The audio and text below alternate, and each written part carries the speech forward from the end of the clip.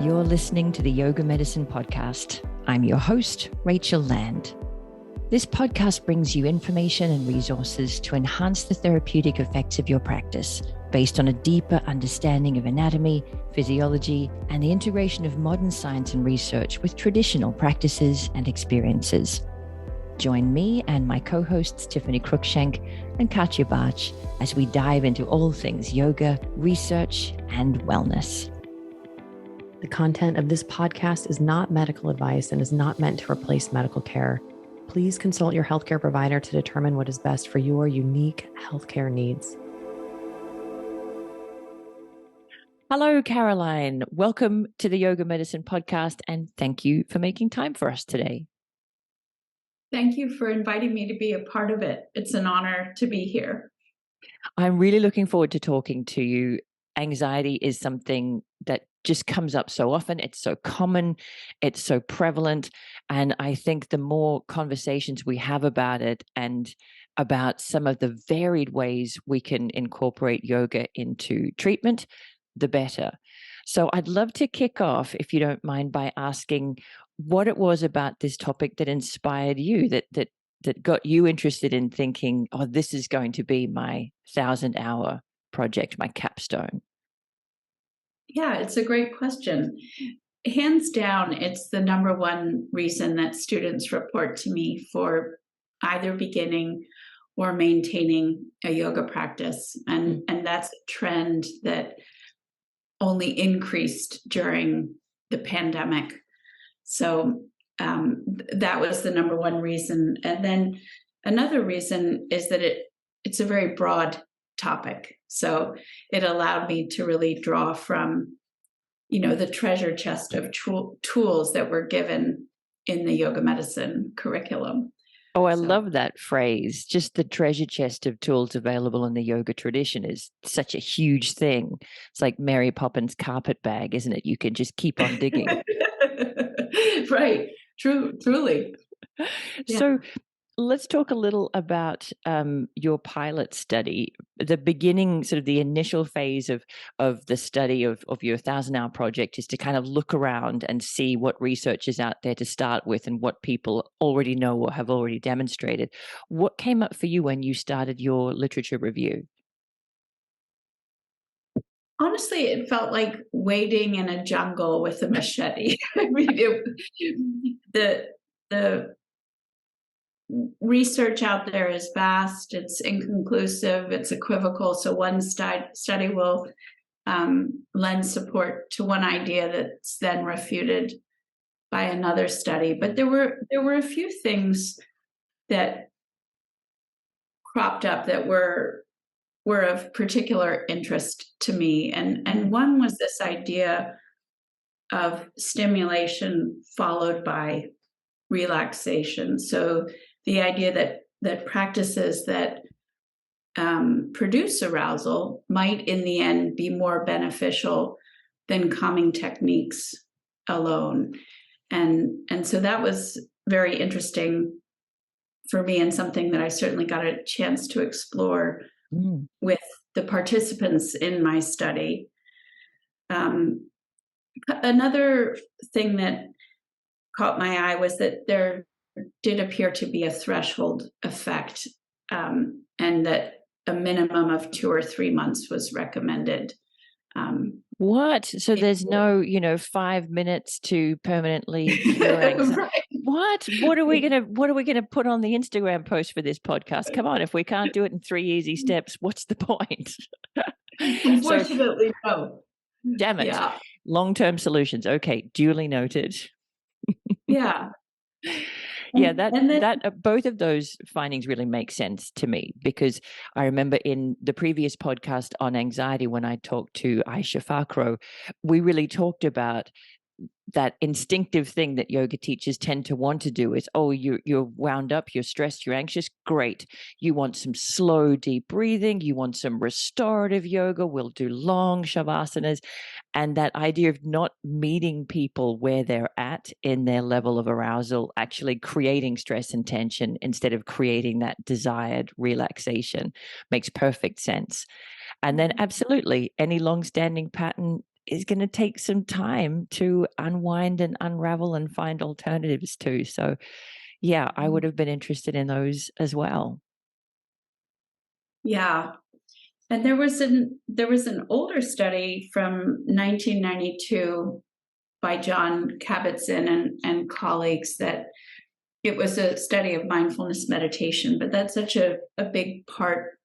Mindfulness itself is such a big component of yoga that I included mindfulness in my search. And what I found so fascinating about this study was that the benefits that the participants experienced were sustained at 3 months after the study and 3 years after the study. And it appears that, just this process of cognitive reframing that takes place through the mindfulness practice had a really lasting effect. So that was very hopeful. I love that. That was the light at the end of your jungle that you were kind of being drawn towards. If I can just slash a pathway through with my machete to get to that lasting change, it might all be worth it. Right.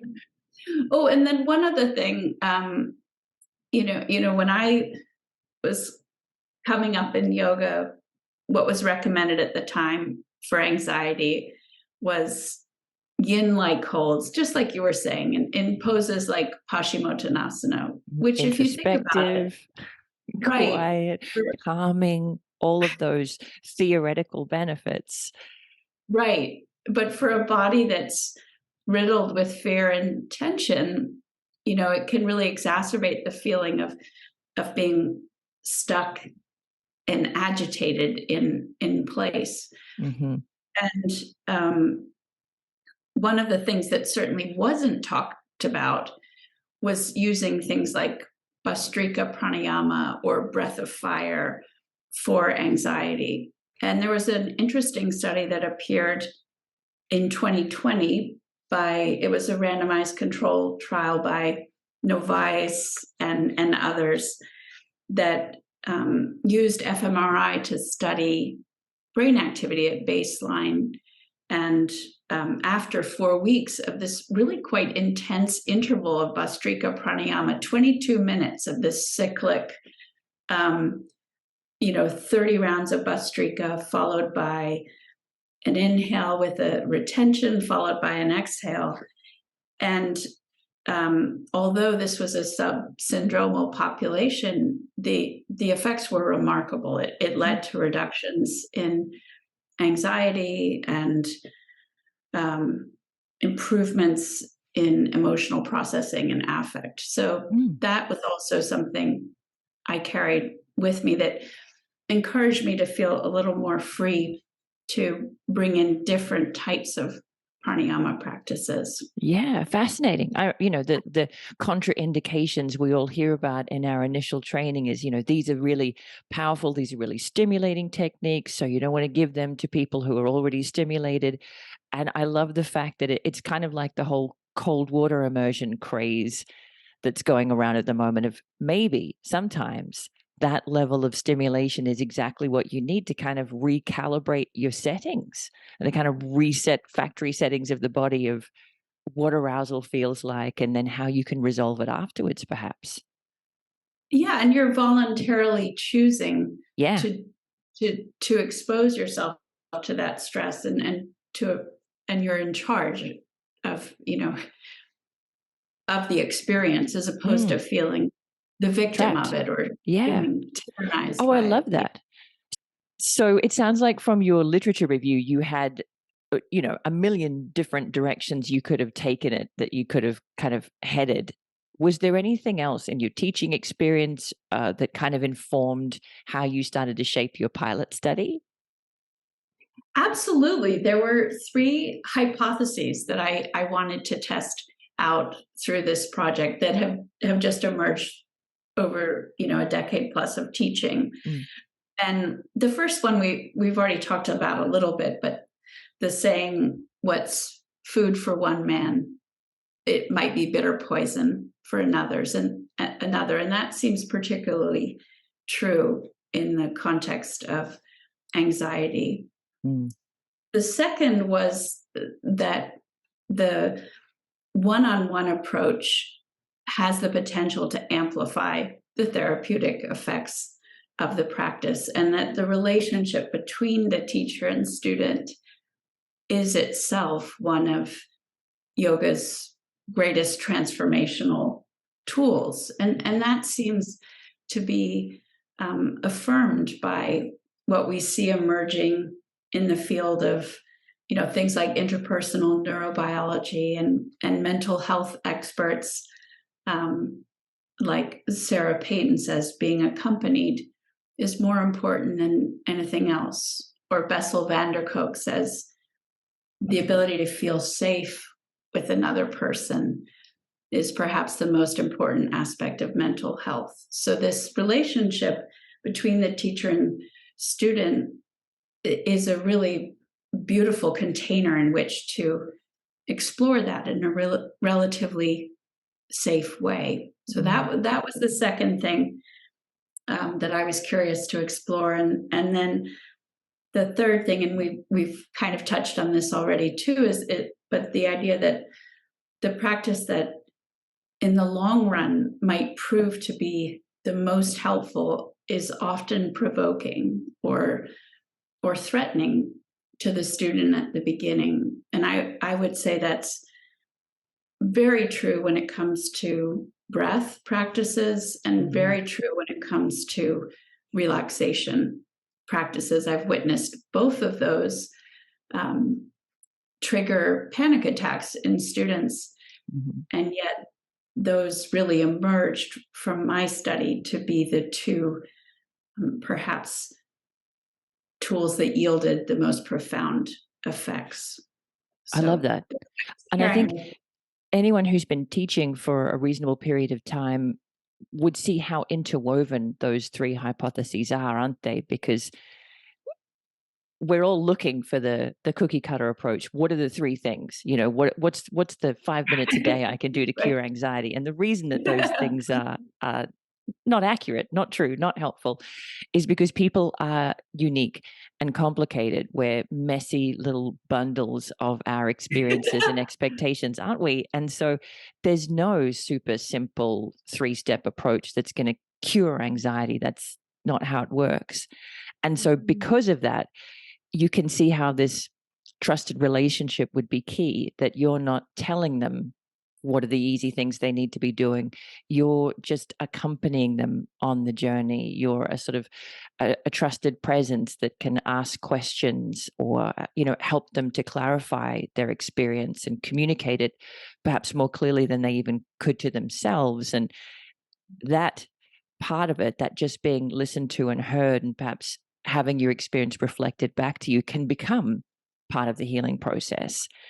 And only through that kind of long-term trusted partnership, that feeling safe that you spoke about, can we start to hold on a little less tightly and be open to something that felt scary or challenging or uncomfortable, maybe starting to be something that feels interesting or intriguing and that might start to take us into a different direction. So I think anyone who's worked with people one-on-one for a while sees how interlinked those three concepts really are in resolution of any challenge, whether it's mental, emotional, physical, you name it. I love that. I think you've really crystallized the one-on-one therapeutic relationship beautifully there. Well, thank you, Rachel. So with all of that in mind, with the literature review that was like taking a machete into the jungle, and with these hypotheses that you wanted to test, what did your pilot study wind up looking like? By the time you started recruiting students, what was the structure? Yeah, so the statement of opinion that I came up with was that yoga could yield a powerfully beneficial effect in terms of reducing the symptoms of anxiety when adapted to meet the unique and changing needs of each individual. So then I had to find some individuals to participate. And I chose a sample size of 20 students. And I wanted it to be a really diverse group of students. Mm-hmm. There was a diverse range of ages from 25 to 95. Nice. There was a diverse range in terms of levels of physical fitness, levels of exposure to or experience with yoga, current treatments being received, socioeconomic status, you name it. And so I was pleased with how that turned out. The only criterion for participation was that the participant be experiencing present symptoms of anxiety. They didn't need to have a formal diagnosis of anxiety, and there were no exclusion criteria.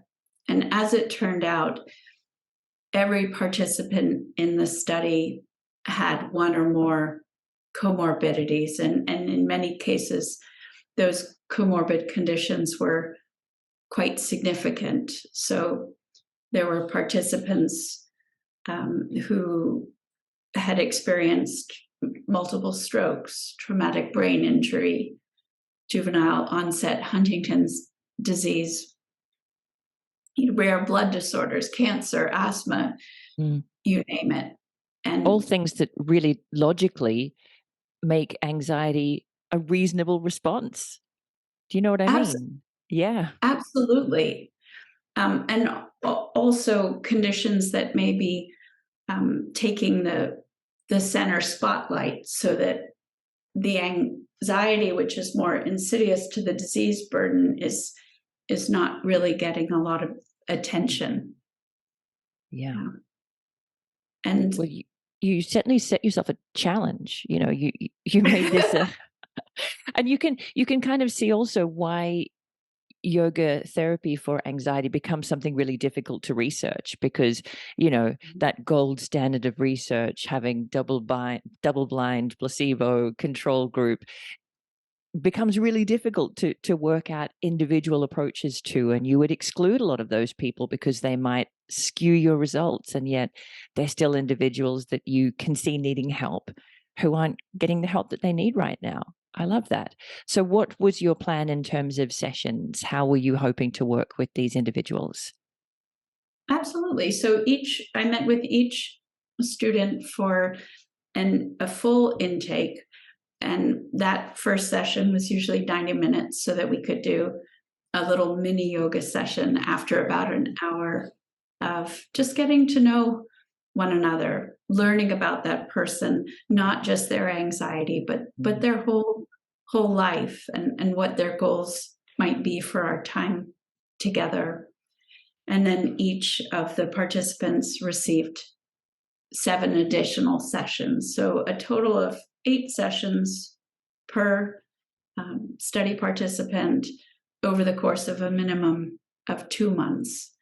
And in some cases, I was able to work with the individual on a more long-term basis. And I didn't include that in the calculation of the effect, but that led to some interesting revelations as well. So, yeah.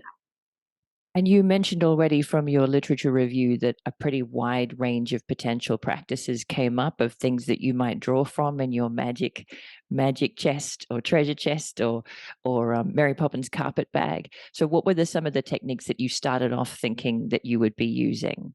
And maybe that changed a little as you went on, but what was the kind of grab bag looking like?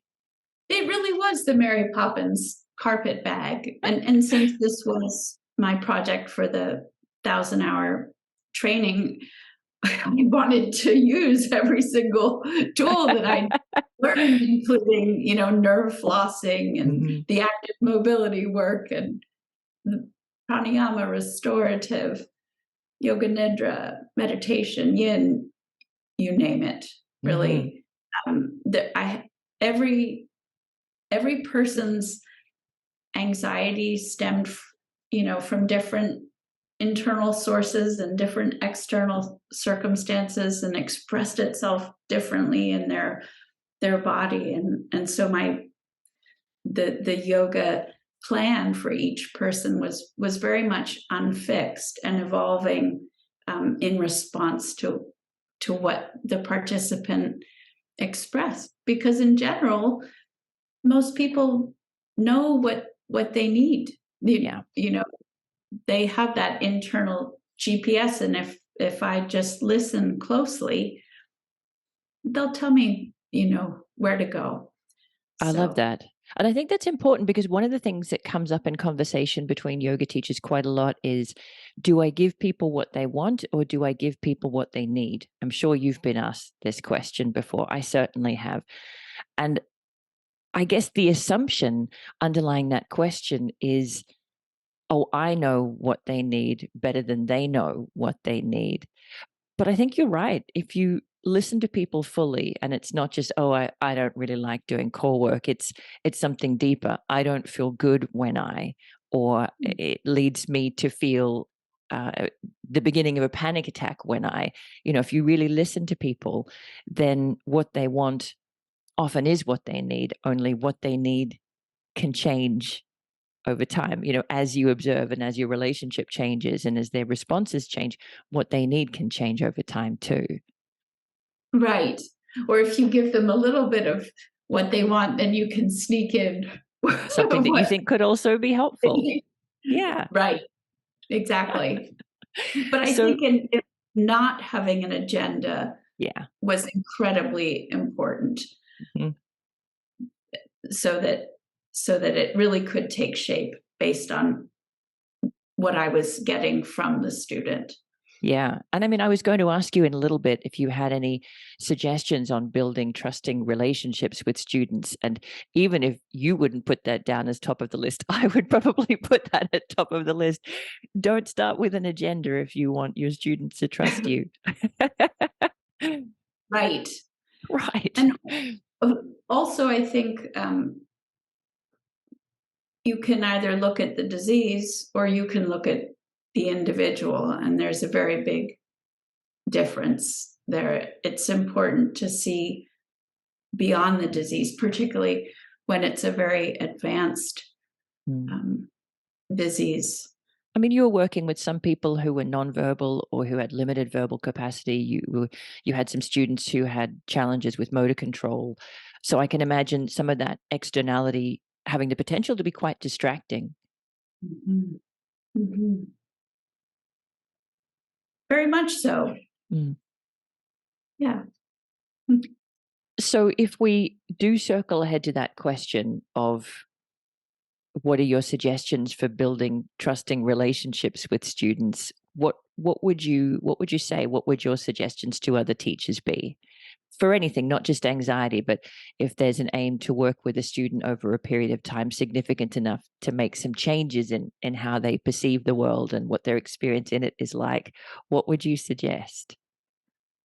I think listening skills are perhaps the most important thing of all, and really allowing for that time in the initial session for the student to be seen and to be heard.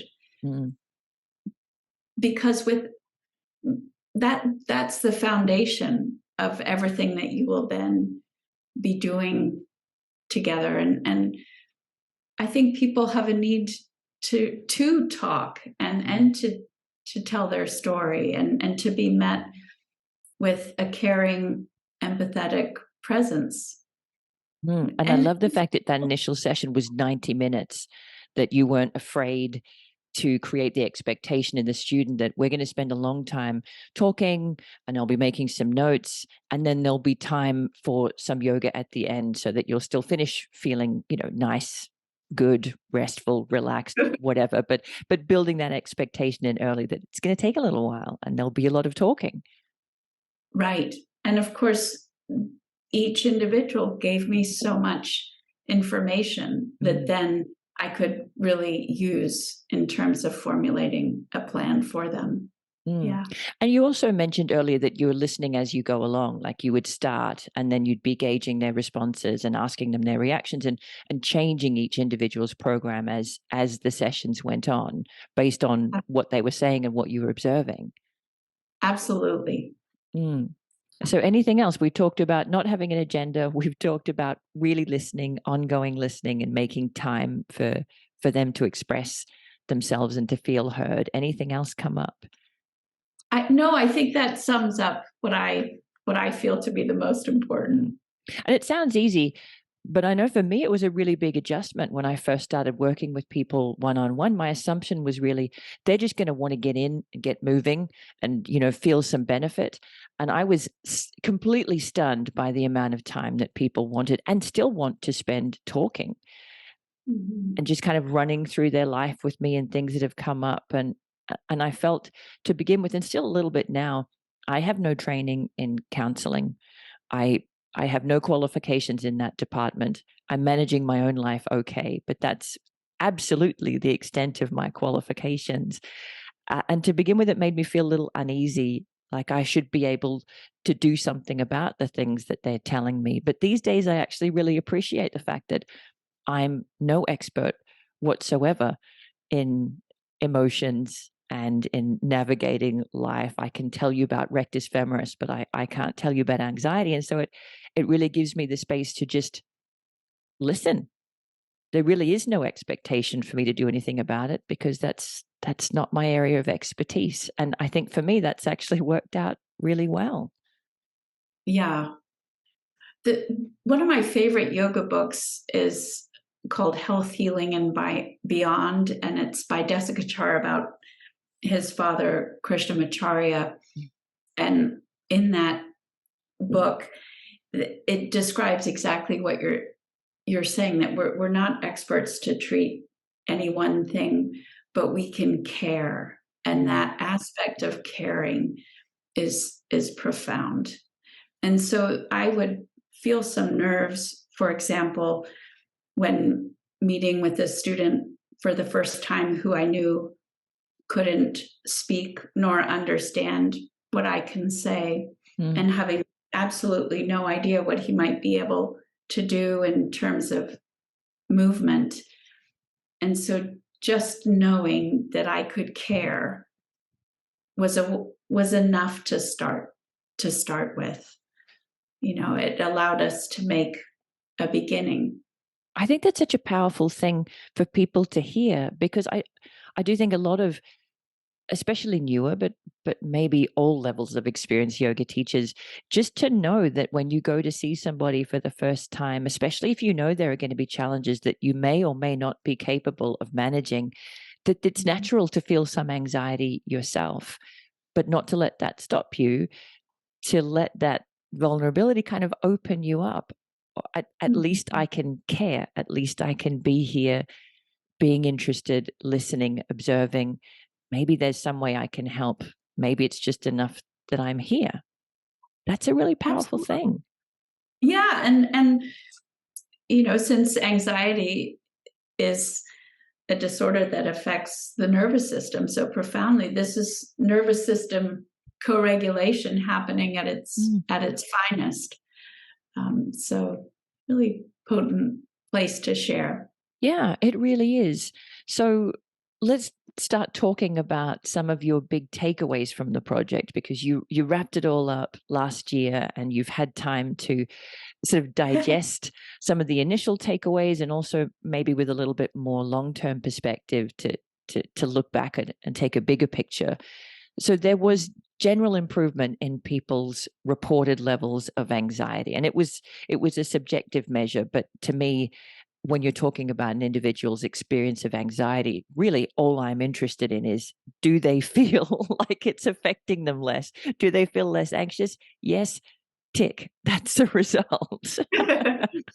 Yeah, the results were overwhelmingly positive. We used this subjective severity scale as the numbered marker, and the average at the beginning was about 5.5, and at the end had dropped down to about 3.5. So about a 36% improvement in symptoms, which of course we can't attribute to the yoga itself, but nevertheless, it seems to suggest that the yoga was was helpful. And what was interesting too was that even among participants whose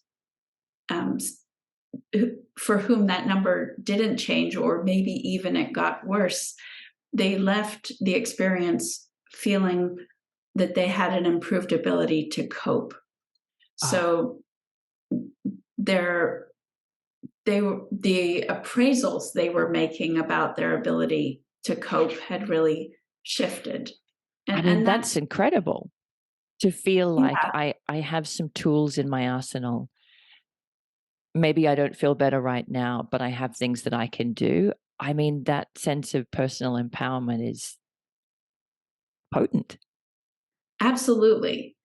And what was so fascinating about this was that a lot of times this was, for example, I can share about a student, I'll call her Evelyn, who had experienced a traumatic brain injury that had, and one of the after effects was really elevated levels of anxiety that would show up in the form of dizziness and nausea, overwhelm, swirling thoughts, and so on and so forth. And when any one of those symptoms would appear, the story would begin in her mind. Here we go again.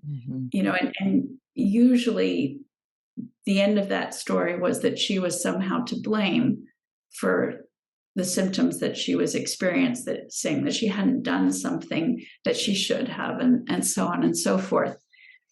And over the course of the 8 yoga sessions, that unpleasant sensation, that physiological sensation, let's say, would arise. And instead of saying, here we go again, her response would be, it's okay. And what was so fascinating to me was that was happening, that process of cognitive reframing, if you will, was happening without any verbal processing between us, without any conversations between us about this. And I happen to know she wasn't involved in talk therapy at the time, but just these body and breath-based exercises. So this bottom-up approach was leading to very real changes in her mind. So this notion that mind, body, and are one, really can't be overstated. Yeah, I love that. And you're right. I think for some of us, it's natural to think, well, we'll explain that. We'll do the top-down approach. We'll explain what thoughts are and how thoughts influence your experiences and how you can intervene at that thought phase and go, oh, I can see myself thinking, here we go again. But recognizing that thought creates space into which I can. So that is one approach, absolutely, to have an intellectual understanding of anxiety and the capacity to recognize and intervene. But I love the fact that it doesn't have to be that way. It could just be that she's exposed her body to things that have changed her perception of her experience without you ever having to talk about mental strategies. And yeah, I presume for different people, different approaches work better. I love that.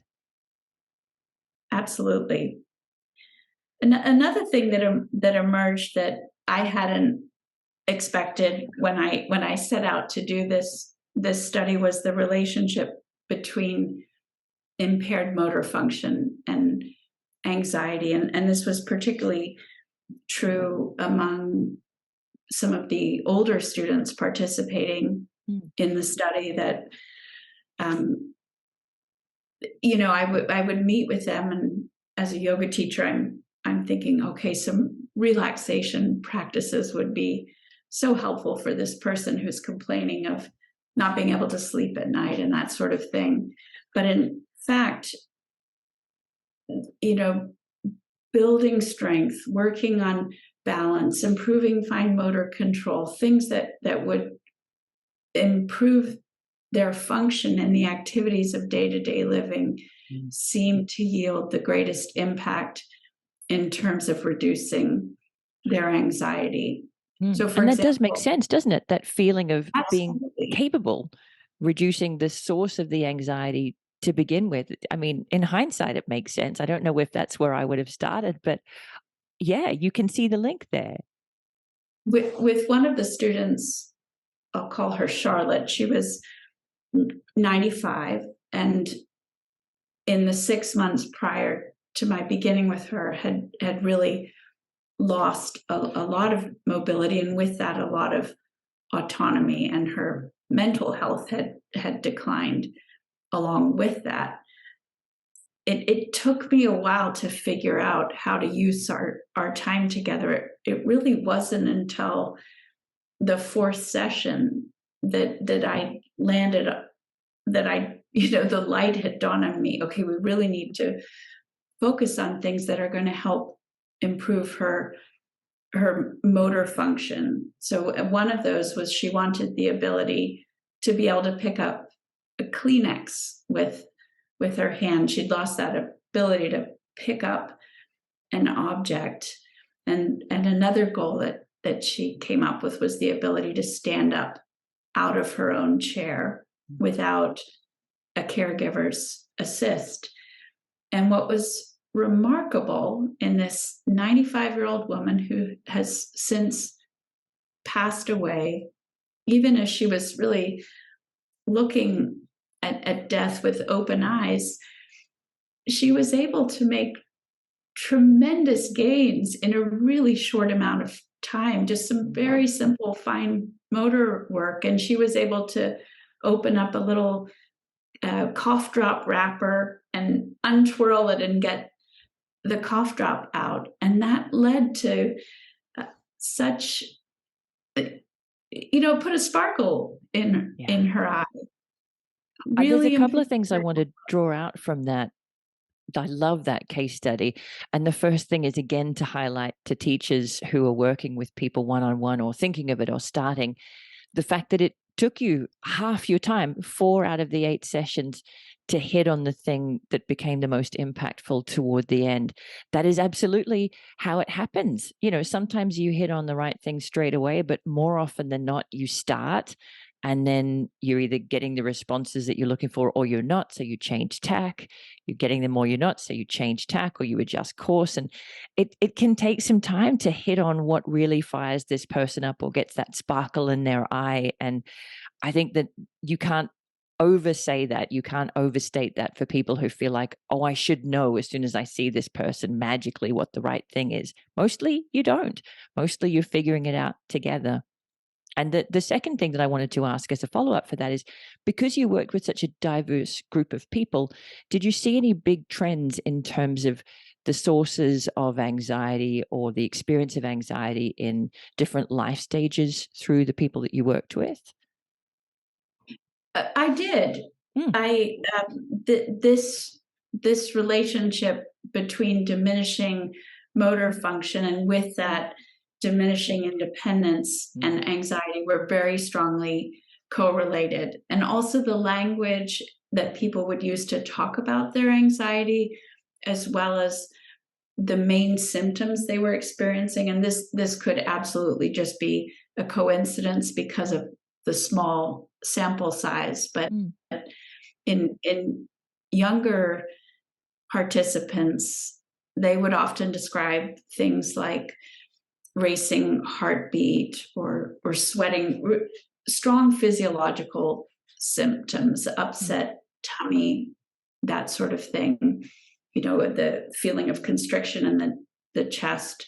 And among the older students, they would describe more cognitive, affective symptoms, frustration, anger, irritability, difficulty concentrating, that sort of thing. That's really interesting. Yeah, there were other things that emerged, and this doesn't relate as much to what you just asked about, but of the 20 participants, 12 of them had a formal diagnosis of anxiety, and 8 of them didn't.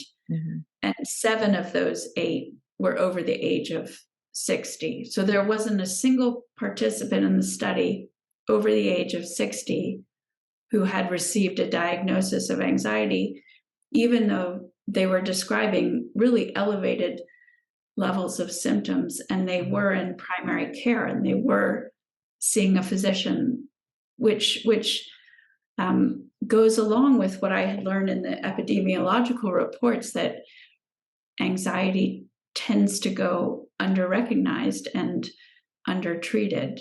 And that seemed to be particularly true in an older population. And that could be due to reluctance to talk about it on the part of the individual. Yeah, hopefully that's changing these days, and people are a little more willing to admit mental health challenges and kind of own their vulnerabilities. Hopefully that's changing. What were the other things that came out that were really surprising to you? Because I know, to me, looking through the study, I was kind of thinking the same thing. Like anxiety, I'd be thinking about eventually getting people to a place where they were a bit calmer and quieter, maybe some breathing techniques that they could use in the moment, maybe things that would improve their sleep. But you had some that were like the fine motor control and mastering challenges. These are things that didn't immediately occur to me as first-line treatments, and yet were obviously really helpful. What else came out for you that was surprising? Yeah, this element of challenge was huge. You know, for somebody whose days are filled with feelings of failure and frustration, and this was, I can think of one student, Robert, who, and that's not his real name, so I'm protecting his anonymity there, but who had experienced multiple strokes, to do something successfully and to do something that he didn't think he could do, to see the way that would light him up, that would boost his self-esteem, and the way that was rippling out into his life was really lovely. And this idea that whether we're in, no matter how diseased our bodies are or how healthy they are, no matter how young or old, this growth is a basic human need. The opportunity to have playful challenges and to be successful and to receive praise and encouragement for meeting those successes. And of course, when you meet and overcome a challenge successfully, it lends motivation to then face the next challenge. And I think in the case of, I can share another student, I'll call her Annie, who had late stage juvenile onset Huntington's disease and had been bedridden for a long time. By the time I started working with her, it had been years since anybody had challenged her, particularly physically. And yet she was so capable. She made incredible breakthroughs and continues to this day while in hospice care. And that brought her great joy, you know, to be challenged like that. And that's where I think it goes back to what I shared with you earlier on. You can see the disease, or you can see the human being inside this beautiful young woman, you know, radiant and just really coming to life. It's somebody who is willing to challenge her. You know, can you move your arm overhead? Can you actually roll yourself up on this hospital bed up into a sitting position and actually hold your balance sitting there? So I feel like you're drawing out some really essential human qualities or needs, that one for connection and caring. I think we can all identify with the fact that nothing feels as dark or as desperate when we have somebody by our side. And that's come out, I think, constantly through our conversation. The one that maybe surprises me a little more is to be challenged, to relish doing something difficult. You know, even when you were talking about your oldest student who has since passed away, relishing challenges right up to your last day, because the alternative is what? You sit and watch TV until you die. I mean, it strikes me as you're speaking about it that this is a basic human drive or need to do something difficult, to be victorious, to master it, to feel that satisfaction, and to have that reflected back from somebody. That's a basic human need, isn't it? Absolutely. And if you think about the nature of anxiety, where one has this experience of almost excess energy that's somehow frozen in a way, that meeting these challenges akin to plunging in cold water Yeah. or something, but it's just this powerful way to discharge Yes. that, or to transform it into something else, to bring that student from a sort of frozen place into a place of flow, essentially. I think this is something that came up in the podcast with Aisha as well, where she called it, I think, closing the loop or closing the cycle. You've got all of this excess agitation, and it's almost as if you have to give it somewhere to go. You have to funnel it into an outlet before there can be any feeling of resolution or calm. I love that. Did anything else come up that you feel that you want to share with people that really struck you? Absolutely. A huge surprise to me was the yoga nidra. I teach yoga nidra, but I did not expect to be teaching a lot of it in this pilot study, and yet it emerged perhaps as along with pranayama, one of the most important techniques. And that seemed to be particularly true for some of the younger participants who were in their working years. And it was tricky because the effectiveness of the yoga nidra really seemed predicated on the practice that preceded it. So it required fine-tuning how much movement and how much arousal essentially you're giving that person so that they are able to then let go. And so for some students, even a vigorous pranayama, those stimulating breathwork techniques were actually a very helpful prelude to then go in to the yoga nidra. So that was a really lovely surprise. And that was very interesting too, with the young woman who lives with Huntington's disease, who has very pronounced chorea, so the involuntary movements and involuntary noises, to witness the way her body would settle down and become still and become quiet. The first few times it was akin to watching a miracle. And what was remarkable to me was that her parents said the effects would last for up to 36 hours, which I was shocked by. But a really powerful practice for addressing the nervous system. And why was it surprising to you that yoga nidra in particular would be so helpful? It's something that you're clearly very passionate about. I think because so many people described how difficult and uncomfortable it is for them to be still. How their mind starts to race or to go into negative, places. You're really taking people on a journey, and there's always that potential, isn't there, that their experiences and expectations will color that journey differently from how you intended it to.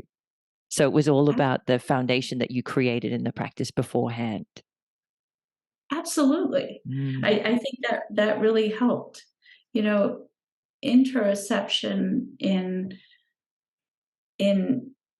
anxiety disorders is typically exaggerated and unrefined. There's an excess sensitivity to anything that's deemed a negative stimulus. And generally, people who are living with really uncomfortable physiological symptoms of anxiety, they want less input from the body, not more. And so it's initially a very protective, defensive mechanism to tune out what's happening in the body. And I love in the yin and meditation training, Dr. Bismarck talks about, well, yes, but what else are you ignoring because this body is the playground through which we're living our lives, through which we're experiencing joy. And yoga nidra can feel like a very confronting practice in the sense that there you are. It's just you and your body and your mind, and you're completely still. I mean, in meditation, you have things to focus on, and you do, of course, in yoga nidra also. But for people to taste the experience of peace or even bliss in their body, that begins to change a person's relationship to their body, where it's no longer the enemy or something to fear, but can become a friend and an ally in this healing process. Was it something that might have taken a couple of sessions for people to work their way up to, or was it something that they enjoyed immediately, just depending on the practices that you'd figured out for them before? No, it definitely would take, it definitely would take not necessarily so much that it would take a few sessions, but it would take the willingness to know that some days it was going to feel great and other days it wasn't. Yeah. To let go of an attachment. Expectation. Exactly. Yes. Yeah. And also as the teacher to play with how you're sequencing the yoga nidra, what techniques are going to be particularly helpful for this person, or do they respond to visualization? And if not, that's not going to work for them. Maybe the body scan is really helpful, or maybe some of these breath practices that are layered in will be really helpful. You also mentioned giving people the option of doing things like tapping in Shavasana. So, some people need more stimulus and as opposed to needing less stimulus. Absolutely. Yeah. So any final takeaways that you want to leave people with? I feel like this has been a really lovely, affirming conversation for anyone who's working with people one-on-one for any reason, just to start out without expectation, to really listen and connect with the person, to trust that caring is enough. You don't have to have the answers, and just to be willing to go on a journey with them and see where it takes you both. Any final takeaways that you'd like to leave listeners with? Oh gosh. Well, just that I hope I've done justice, to the wonderful participants in this study, and to anybody who is contemplating this 1,000-hour project. It's the chance of a lifetime to do something different, and to do something different than what I chose to do, something really different than what I normally do as a teacher. And of course, now that's set me on an entirely different trajectory as a teacher. But it's a very special opportunity. To really dive into a topic in detail and to get to know it.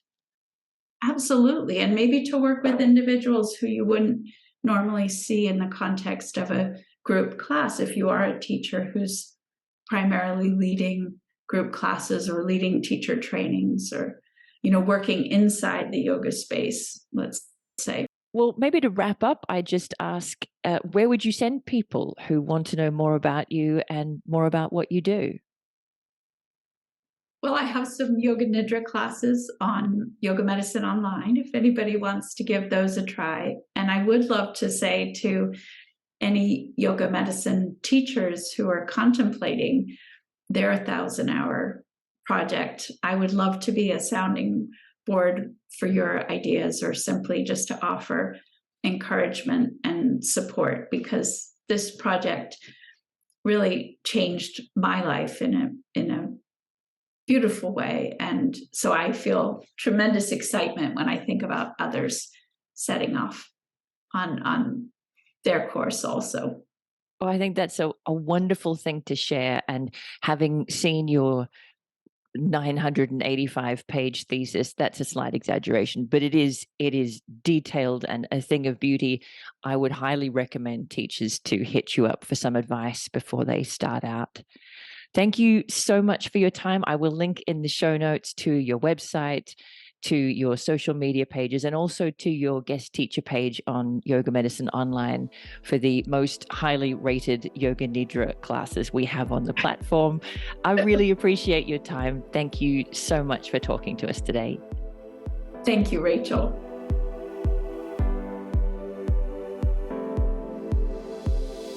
Thanks for listening to Yoga Medicine.